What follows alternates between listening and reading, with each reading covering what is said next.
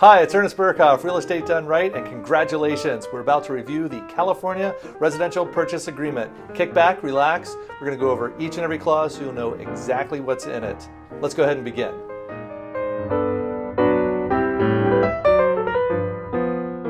The California Residential Purchase Agreement consists of several documents, the first being the disclosure regarding real estate agency relationship.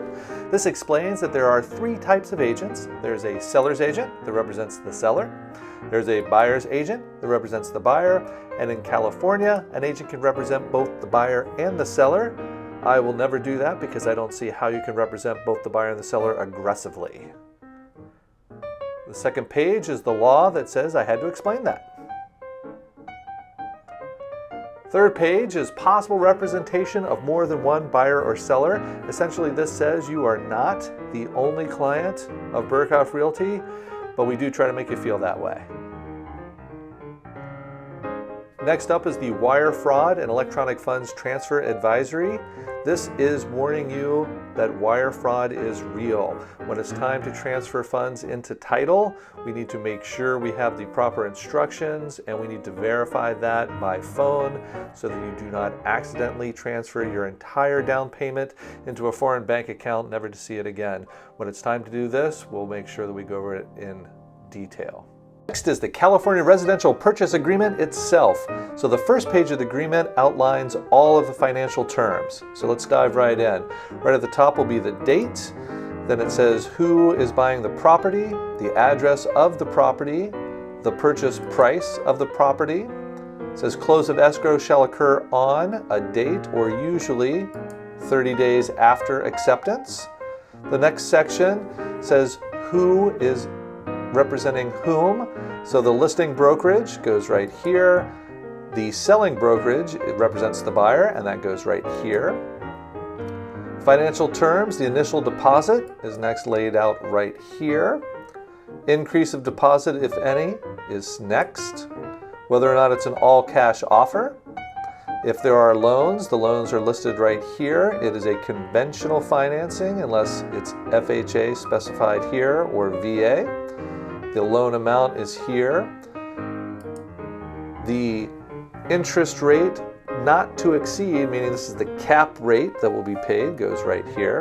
If there's a second loan, it will also be specified. Additional information about the VA financing or FHA financing would go here. Any additional financing terms, these are rare, but they would go here. Your balance of down payment is next, totaling to the final purchase price. That is essentially the entire deal. All the rest gets into the details. Let's go. Next up is you have the verification of down payment. We have 3 days to get the verification of down payment to the seller. This is usually delivered by the mortgage broker. Appraisal contingency. The agreement is contingent on an appraisal unless it is checked right here. Loan terms. The first says that the letter is attached for the pre-qualification. It is contingent on a loan. The loan contingency period by default is 21 days. It is often shortened to 14, sometimes even 10. Buyer stated financing. This describes that the seller is accepting this offer based on what is said by the buyer as far as their financing goes, and the buyer must try to get what they said they were going to get as far as the financing is concerned. If the property is contingent on the sale of the buyer's property, it is checked right here. Next up are the addenda and advisories. Anything that is attached to the agreement is checked here. Any other terms goes into the other terms section. Next up is the allocation of costs. This says who is paying for what.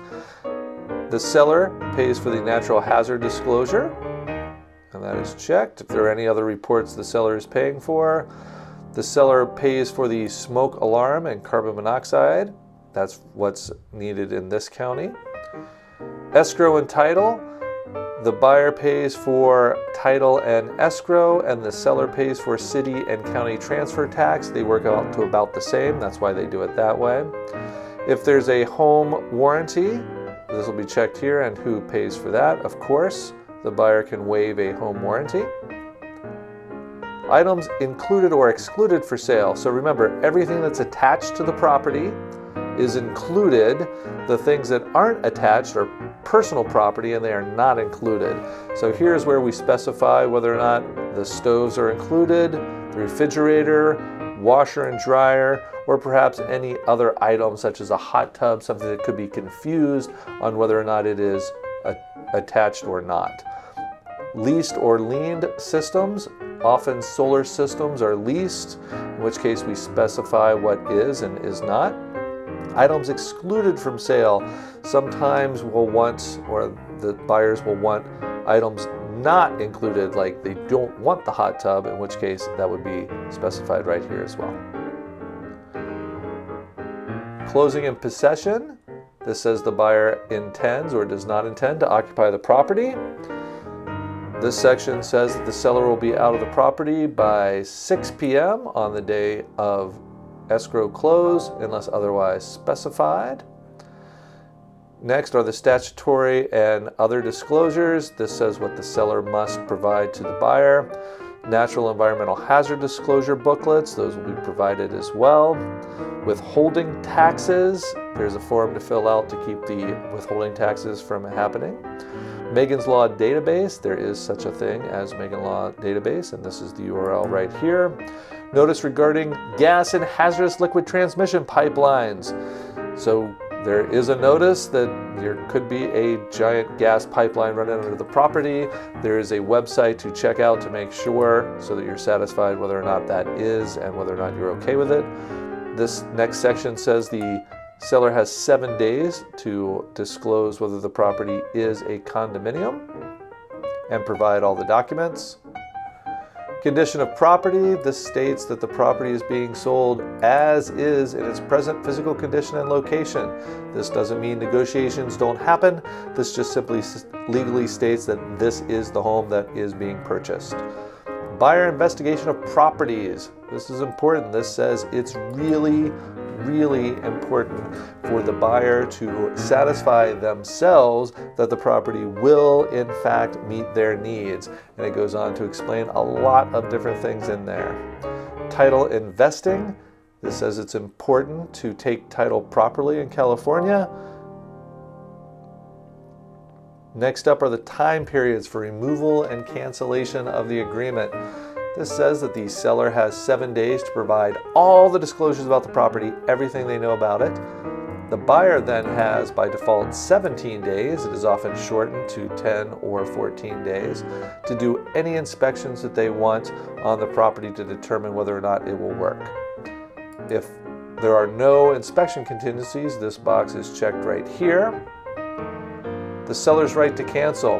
This says, this whole section, that if the buyer does not remove their contingencies in the time that they specified, the seller can issue a notice to perform and tell the buyer they have 2 days to remove the contingencies. And if not, the seller can cancel the agreement and return the entire deposit. That's what this section says right through here. So remember, the buyer's deposit is not at risk until they remove all of their contingencies. Final condition of the property, the buyer has the right to walk through the property within 5 days of close to make sure that everything is there. This next section on repairs says that any repairs that are agreed to must be done in a workmanlike way. Proration of property taxes states that property taxes and interest, all of those things are paid only up to the day that the property changes hands. So no one pays for anyone else's property taxes. It's all prorated on the day of the close of escrow. Broker's compensation. This says that the brokers will be paid according to the listing agreement. Representation capacity. This says that everyone signing this agreement does have the ability to sign the agreement. And if not, they specify who does and why. Joint escrow instructions are the legal words that tell the escrow title that this is in fact the agreement and that they must obey it. Remedies for buyer breach of contract. So, liquidated damages. This is the section of the agreement that is the most awkward because I must inform you I am not an attorney and I cannot advise on legal action. However, I can explain what these mean. Liquidated damages protects the buyer and says that if there is something that goes wrong with this agreement, then the buyer is only liable for 3% of the purchase price, which happens to be the exact amount of the deposit and no more. Dispute resolutions, mediation. So if anything goes wrong, mediation is always encouraged and is required in the agreement. The next section is arbitration. This is a personal choice. If you like to have arbitration instead of going to court to settle agreements, then it's signed right here. Additional mediation and arbitration terms just says that this is an agreement between both the buyer and the seller, and it's not an agreement between the brokers. Selecting of service providers, the buyer gets to choose whomever they would like. Multiple listing service, yes, the property was in the multiple listing service. Attorney fees, loser pays.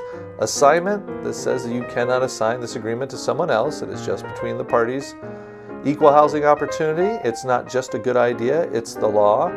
Terms and conditions of the offer, this explains that this is the terms and conditions of the offer. There are no other terms anywhere else. Time is of the essence, it always is in contracts.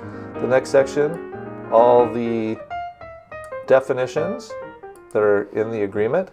Expiration of offer, this says the offer shall be deemed revoked and the deposit, if any, returned unless it is agreed to and signed within 3 days of presenting. The buyer signs the agreement right here. The seller can then accept the agreement by signing it right here, or if they have a counter offer, it will be signed right here and the counter offer put in.